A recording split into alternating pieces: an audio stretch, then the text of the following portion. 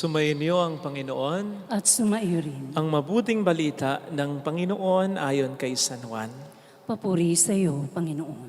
Noong panahong iyon, nang makita ni Jesus si Nathanael, ay kanyang sinabi, "Masdan ninyo ang isang tunay na Israelita, siya hindi mandaraya." Tinanong siya ni Nathanael, "Paano niyo ko nakilala?" Sumagot si Jesus, "Bago ka patawagin ni Felipe, nakita niya kita nang ikaw ay nasa ilalim ng puno ng igos." "Rabay, kayo po ang anak ng Diyos, kayo ang hari ng Israel," wika ni Nathanael. Sinabi ni Jesus, "Nanampalataya ka ba dahil sa sinabi ko sa iyong nakita kita sa ilalim ng puno ng igos? Makakakita ka ng mga bagay na higit kaysa dito." At sinabi niya sa lahat, "Tandaan ninyo, makikita ninyong bukas ang langit at ang mga anghel ng Diyos ay manhikmanaog sa kinaroroonan ng anak ng tao."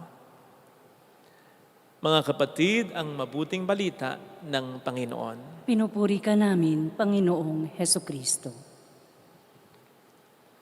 Ang misa pong ito ay para sa lahat, pero in particular, most especially, para sa mga kababayan natin sa ibang bayan na nagtatrabaho para sa kani-kanilang mga pamilya at para na rin sa ating bayan.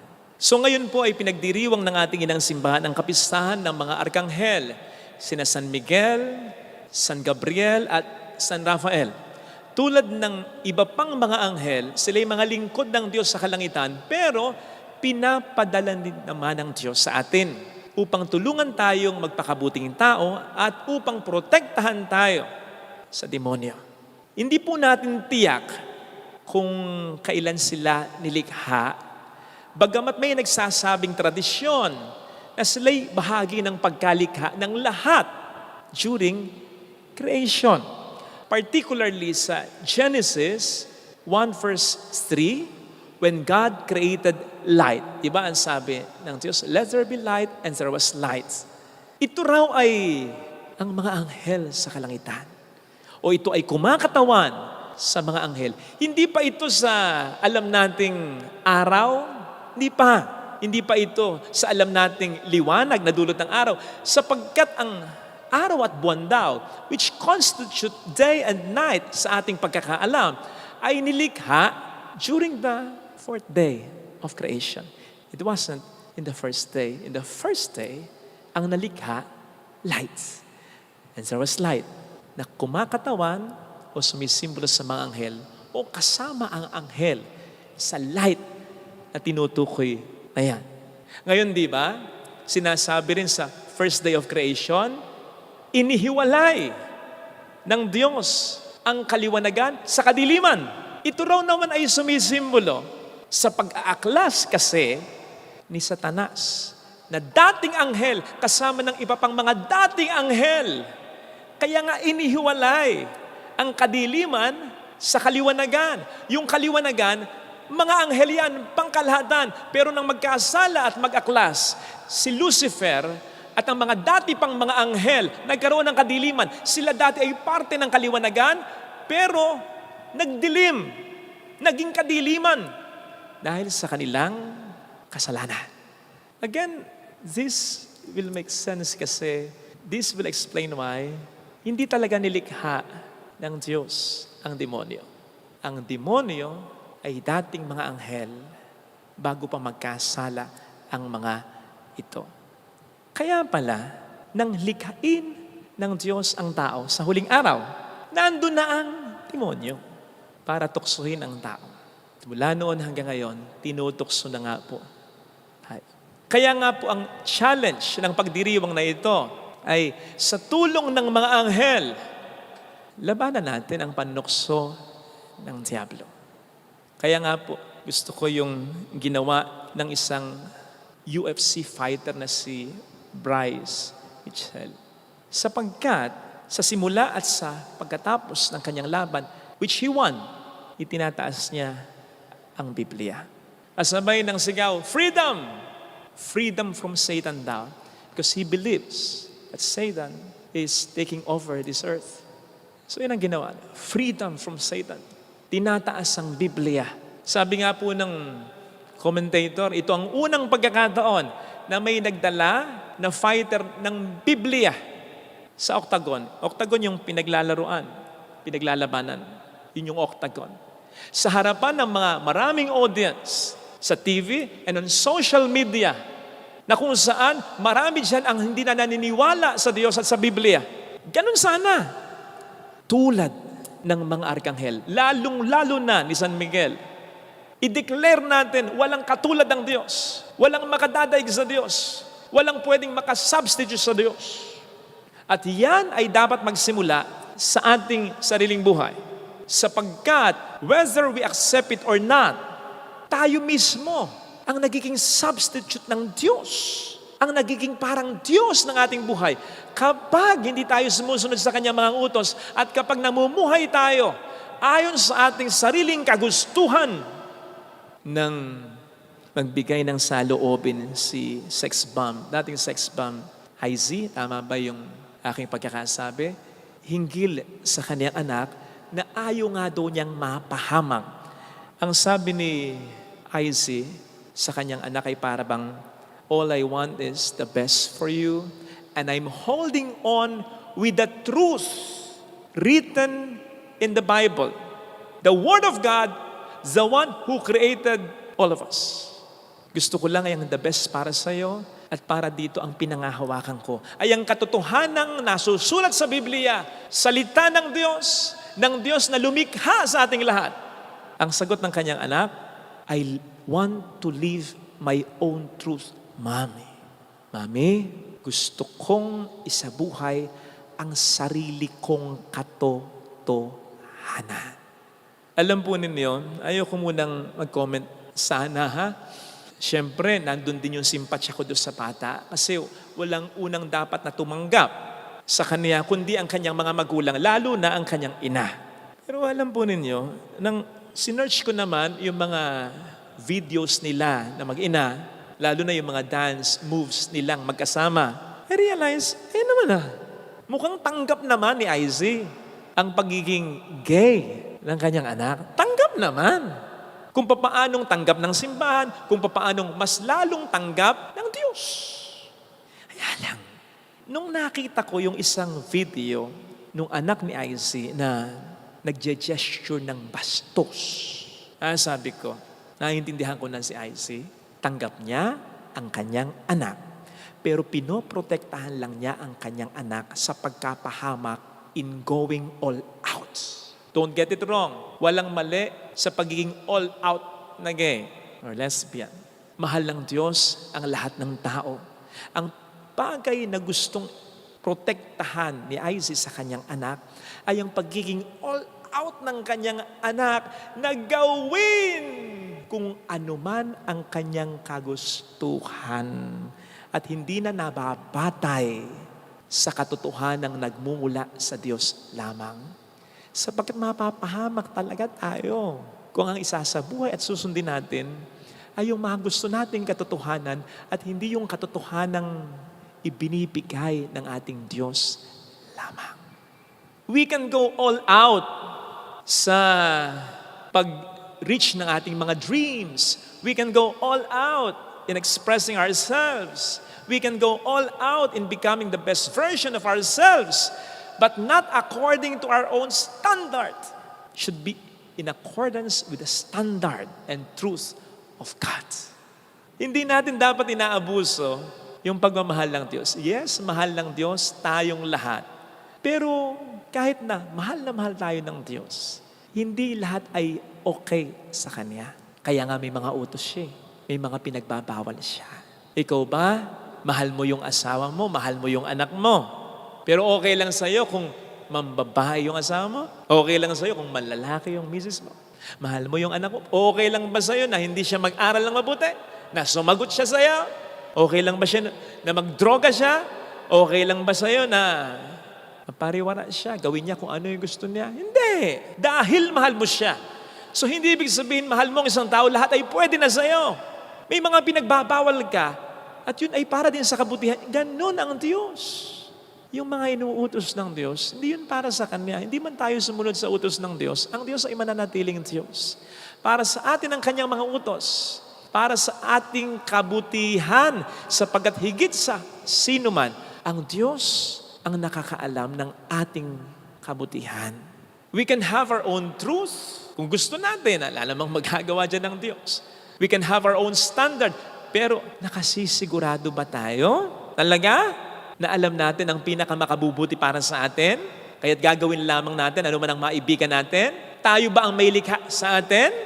Tingnan po ninyo sa mga warranty, booklet, may mga instruction dyan patungkol sa mga appliances, halimbawa sa isang washing machine. Pag nasira yan, huwag mong gagalawin. According sa warranty, lalong-lalo na kung within the period na covered pa, ibalik mo sa manufacturer. Sapagkat sila ang may gawa niyan eh. Sila ang pinaka nakakaalam dyan. Pinaka nakakatiyak kung ano ang dapat gawin para dyan. Huwag mong kagalawin. Huwag mong isipin na, ako kaya ko ito. Alam ko ito, sigurado ako. Ay sige, pag nagkamali ka at pinakialam mo, bahala ka sa buhay mo. Wala nang warranty ng appliances mo. So ganun din ang Diyos. Kaya nga pinagdiinan ni Isaiah, the one who created us all. Siyang pinaka nakakaalam ng makabubuti para sa atin. Ngayon kung hindi natin susundin, hindi naman sa bahala na tayo sa buhay natin. Kaya nga yung alibughang anak, kahit namang nagwalwal, tinanggap pa rin ng Ama na sumisimbolo sa Diyos. Pero gusto pa ba nating magkaganon? Sabi nga ni San Pablo, do not give the devil a chance to work on you. Bakit para tayo'y matuto? Bakit para natin ma-realize na ang Diyos talaga ang nakakaalam ng pinakamakabubuti para sa atin? Bakit kinakailangan pa nating magkasakit? Bakit kinakailangan pa nating magkasala? Bakit kinakailangan pa nating mapariwara? Bakit kinakailangan may mawala pa sa atin, may masayang pa sa atin, may masira pa sa atin? Di ba? Kaya again, sa tulong ng mga arkanghel, sa tulong ng mga anghel, labanan natin ang demonyo sa pamamagitan ng pagkasabi dito ng ibig sabihin ng pangalan ni San Miguel. Demonyo, walang katulad ng Diyos. Hindi ka uubra sa Diyos. Ang dapat sundin ay hindi ikaw kundi ang Diyos. Kaya hindi kita pakikinggan, hindi kita susundin. Kahit pag gusto ko yung sinasabi mo sa akin. And that's humility. Yung may gusto tayo, pero alam nating hindi gusto ng Diyos. Yung may gusto tayo, pero alam nating ayaw ng Diyos. Hindi natin gagawin. Yun ay kapakumbabaan. At yun, yung humility, will be our primary weapon against the devil, the enemy. Sapagkat walang pinakamagandang sandatang pang-defeat sa demonyo, kundi yung sandatang wala ang demonyo. Walang humility ang demonyo. Kaya yun ang ikinatatakot ng diablo. Kasi kapag may humility tayo, nalulugod sa atin ng Diyos, tutulungan tayo ng Diyos. A-action para sa atin ang Diyos. Alam niyo po ba na according to tradition, mas mataas yung class of angels ni Lucifer kaysa kay San Miguel. Mas mataas yung level. But Michael defeated Lucifer and all his fallen angels. Bakit? Sapagkat Lucifer was acting on his own. Si Saint Michael was acting sa pangalan ng Panginoon. Walang katulad ang Diyos. Hindi sinabi ni San Miguel, wala akong katulad. Ang sabi ni San Miguel, walang katulad ang Diyos. Hindi ba yun din ang sabi ni David kay Goliath? Malaki ka, pero sa ngalan ng Diyos, tatalunin kita. Kaya, huwag tayong magmagaling na kaya natin ang diablo. Kaya ko to. Siyo ito. Alam ko ginagawa ko. Hindi ako magkakasala dito. Kontrolado ko. Kontrolado ko sarili ko. In fact, that is already self-defeating. Kasi yun ang demonyo eh. O diba, kaya nga nag-aklas siya. Ayaw ko dito. Gusto ko yung rules ko. Pag ginawa mo yun, inuulit mo yung ginawa niya. At yun ang mas nakapagpapalakas sa kanya. Tandaan po natin, kahit na tayo'y tao lamang sa tulong ng Diyos, hindi tayo kaya ng demonyo. Makakaya lamang tayo ng demonyo kapag isusuko natin sa Kanya ang ating kalooban, ang ating gusto. Kaya huwag natin gagawin. Isipin po ninyo, Kaya permis kong sinasabi, marami sa ating mga problemang naranasan, kahit pa mga pagkakasakit na yan, dulot ng demonyo. Kasi hindi naman nilikha ng Diyos yan eh. Kaya kung ang gagawin lang natin, yung tama talaga, hindi yung gusto natin, kahit gusto mo ng matamis, bawal nga sa'yo matamis eh. Kahit gusto mong humilata, edi mag-exercise ka. Kahit gusto mo na magpuyat, hindi. Matutulog ang maaga. Di ba, kung ang gagawin natin ay yung dapat natin gawin, maraming mga sakit ang maiiwasan natin. Hindi lang sakit ng katawan, kundi ng kalooban. Kung mag-stick ka lang sa asawa mo, kung magpapakabuting asawa ka lang, magpapakabuting anak, kung magpapakabuting tao lang tayo, maraming mga problema na dulot ng Diablo ang maiwasan natin. So dun pa lang ang Diablo ay matatalo na natin sa tulong ng Panginoon natin. Kaya nga ang sabi, di ba ni St. John the Baptist, sa John 3:30, I must decrease, He must increase. Ang sabi pa sa James 4:7, submit to the Lord, resist the devil, and the devil will flee from you. Hindi sinabing, resist the devil lang, and the devil will go away. Hindi. Ang sabi, submit to the Lord. Magpakumbaba ka, sundin mo ang utos ng Diyos, at lalayuan ka ng Diablo. Kung ito'y gagawin po natin, napakaraming mga problemang dulot ng Diablo ang maiwasan natin. Sa totoo lang, ito sana ang hilingin nating biyaya sa pagdiriwang natin. Ilagay natin ang ating kanang kamay sa tapat ng ating puso.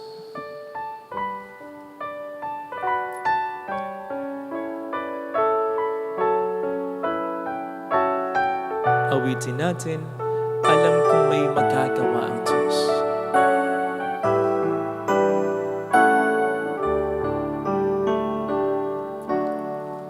Alam kong may magagawa ang Diyos.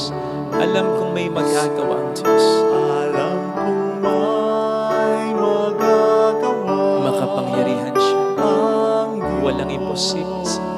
Kung ako'y magtatapat, Kung ako'y magtatapat, sa Kaniya'y maglilingkod, sa Kanya'y maglilingkod, alam kong may magagawa ang Diyos. Hindi ako magdududa. ay magagawa ang Diyos. Alam kong diringkin ng Diyos ang samo ko, sapagkat mahal niya ako. Diringkin ng Diyos ang samo ko. Alam kong diringkin ng Diyos ang samo ko. Alam kong diringkin ng Diyos ang samo ko. Kung ako'y magtatapat, Kung ako'y magtatapat, sa Kaniya'y maglilingkod, sa Kanya'y maglilingkod. alam kong diringkin ng Diyos ang samo ko. Diringkin ng Diyos Bigyan natin ang ating mga mata. samo ko. Panginoon, tulungan mo ako na paglabanan ng Diablo. Tulungan mo akong makasunod sa iyo ng may kapakumbabaan. Tulungan mo akong huwag ipilit ang gusto ko. Tulungan mo akong magpatawad kung yan ang nararapat, ang humingi ng tawad, ang magpakumbaba, ang magbago, ang hindi insislagi ang sarili ko. Tulungan mo, Panginoon, din ang mga taong gusto naming magbago. Sana makita nila kung magpapakumbaba lamang sila meaning nagkasala sila, dapat na magbago sila, mas magiging maayos sa aming pamilya. Mas marami kaming may iwasang problema. Tulungan mong ito'y aming makita. Hallelujah! Purihin ang Diyos. Hallelujah! Pasalamatan siya. Siya ay muling babalik sa atin. Hindi niya tayo iiwan. Hindi niya tayo pababayaan. Pero sundin natin siya. Hallelujah! Purihin ang Diyos. Matigas ang ulo. Hallelujah! Huwag maging mayabang. Babalik ang Panginoon upang tayo may kunin tapat siya sa kaniyang mga pangangusap. Sabihin mo sa mayroong magandang mangyayari sa iyo. Higit pa sa inaasahan, sapagkat mahal ka ng Diyos, makakatandaan. Kung lalapit ka kay Jesus, kung magpapakabuting tao lang tayo, mas mararamdaman natin ang tulong ni Christ, ang kanyang pag-abay, ang kanyang pagkalinga, ang kanyang hindi pagpapabayaan. Kung lalapit kay Jesus, kung lalapit kay Jesus.